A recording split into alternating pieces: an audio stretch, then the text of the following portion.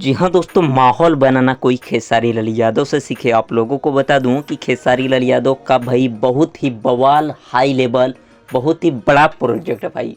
इतना बड़ा प्रोजेक्ट जिसके बारे में आप लोग सोचे नहीं होंगे और विरोधी भाई ये प्रोजेक्ट सुनकर परेशान हो जाएंगे। इसके बारे में बताएंगे आगे। उससे पहले आप लोगों को बता दूं कि खेसारी लाल यादव का एक बहुत ही बवाल गाना आने वाला है भाई। आप लोग लाइव चलते हुए स्क्रीन में भी देख पा रहे होंगे खेसारी लाल यादव का एक्ट्रेस के साथ बवाल लुक भाई, शूटिंग सेट का वीडियो भाई।